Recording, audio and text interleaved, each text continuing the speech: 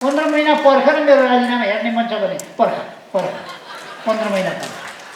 म 15 महिनापछि राजीनामा गर्छु। शेरबहादुरजी प्रधानमन्त्री हुनुहुन्छ। पत्रिकालाई अरू नै बनाउन मन होला। 15 महिना त्यस्तै। आरजुजीको एउटा मिटिङ थियो, सँगसँगै शेरबहादुरजीको स्वास्थ्य परीक्षणका लागि ब्याङ्कक जानुभयो। वाह! मन्त्रीको राजीनामाको एउटा कुखुराका चल्लाहरूले सानो फट्याङ्ग्रो पाए भने एउटा चल्लाले ट्याप्प समातेर पुग्छ, के खान आँटो यसले भनेर सबै कुच्छन् त्यसका पछि। अहिलेको मिडिया पनि त्यस्तै भएको छ। एउटाले ट्याक्क टिपेर पुग्छ, के लगाउ चुच्चोमा यसले खाना आँटो भनेर सबै त्यसका पछि चेक्कै नै भेट्टाएँ भनेर। अनि अब शेरबहादुरजी स्वास्थ्य परीक्षणका लागि जानुभयो। अनि शेरबहादुरजीले कङ्ग्रेस र एमाले मिल्नु हुँदैन भनेर भन्ने मान्छे नभेटाएर खोज्न जानुभएको हो ब्याङ्क। त्यस्तो मान्छे यहाँ भेटाएको छैन, यहाँ सुनेको छैन त्यस्ता कुरा। हामी साथ दिन्छौँ, हामी सहयोग गर्छौँ, तपाईँ नै सरकार चलाउनुहोस्, तपाईँ नै प्रधानमन्त्री हुनुहोस्। ए बाबु पर्खिनुहोस् न 14-15 महिना भनेको उहाँलाई नै बनाउने हो क्या। त्यति बेला साथ दिनुहोस् न, सहयोग गर्नुहोस् न, साथ दिनुहोस्। अहिले पनि साथ दिनुहोस्, पछि उहाँ बन्नुहुन्छ भनेर पनि साथ दिनुहोस् न। है हल्ला चलाएका छन्। अब शेरबहादुरजी आएपछि के हुन्छ? नेपालमा प्रतिक्रमण हुनेवाला छैन। अब यो यसो पालबाट निस्किएर टिटी उडेका छिचिमिराहरूको जमाना आउँछ कि भन्ने नसोच्नुहोस्, केही आउनेवाला छ।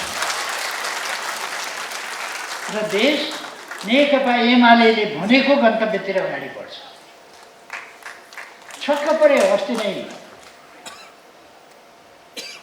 असार 18 गते बिहान, 18 असार 17 गते राति नै सबै छक्क परे।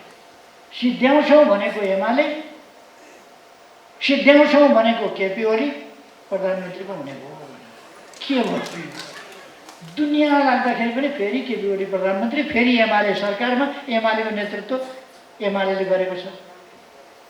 दुनियाँले सोचेको थियो 3 वर्षमा उही दिन जुन दिन छोडेर हिँडेको थियो त्यही दिन 3 वर्षभित्र फेरि फर्किएर संवैधानिक बाटोबाट के गर्यो? संवैधानिक बाटोबाट फेरि फर्किएर नेकपा एमाले आएको छ।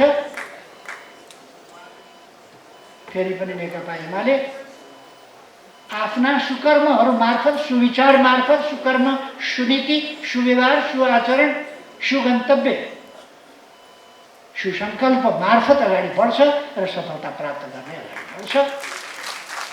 76 वर्ष पुरा भएर 77 वर्ष लागेका दिन नेकपा एमालेको तर्फबाट, नेपालमा प्रगति चाहने नेपाली जनताको तर्फबाट म यो उद्घोष गरिराखेको छु। यहाँको प्रगतिवादी आन्दोलनलाई,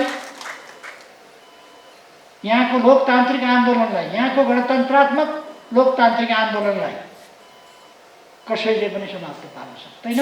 अब नेपाल अगाडि बढ्यो, किनभने यसको ग्यारेन्टी नेकपा एमाले यसमा छ। नेकपा एमाले सबै समस्याको समाधान दिँदै अगाडि बढ्नेछ। एमाले छ यस देशमा र कुनै कलिलो काँचो एमाले होइन। 76 वर्ष पुरा गरेर 77 वर्षमा प्रवेश गर्दै गरेको एमाले छ। अनि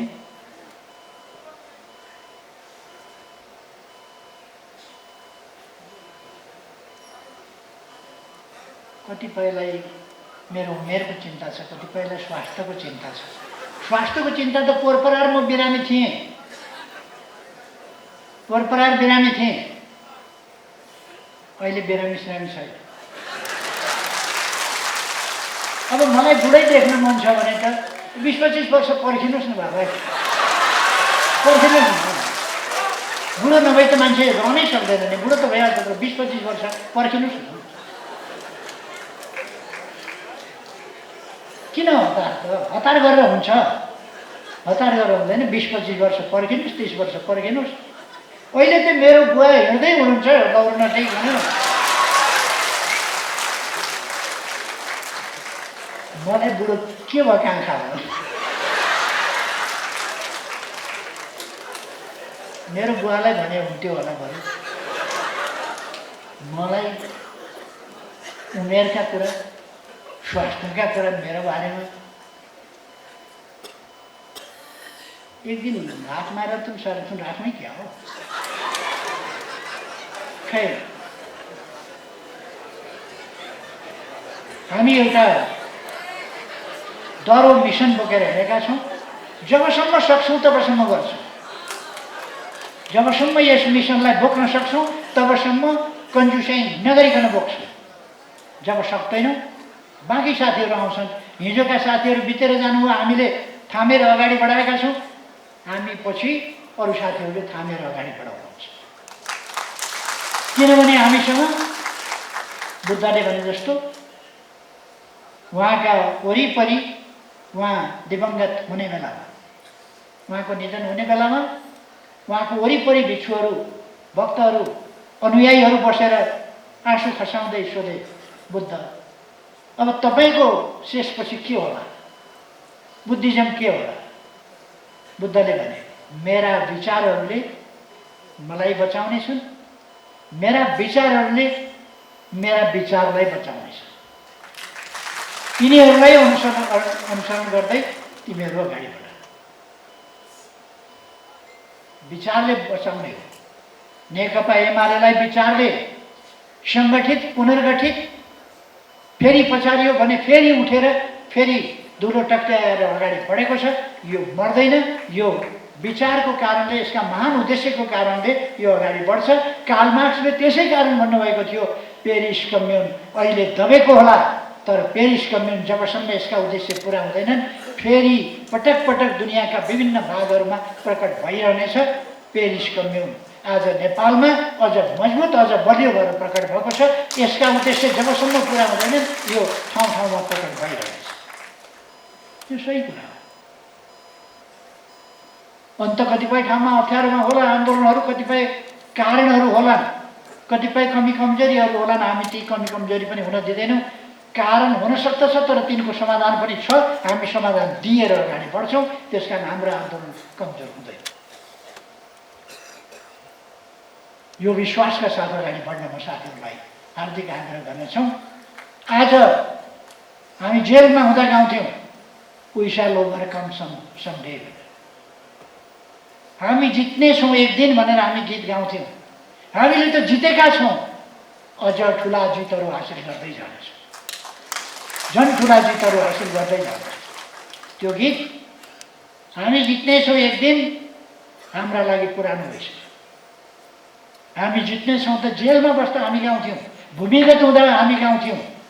सेल्टर, आज त सेल्टरको किताब लेख्दैछौँ, सेल्टरको भोगाई हामी बगिरहेका छैनौँ। आज अर्को परिस्थिति सिर्जना भएको छ।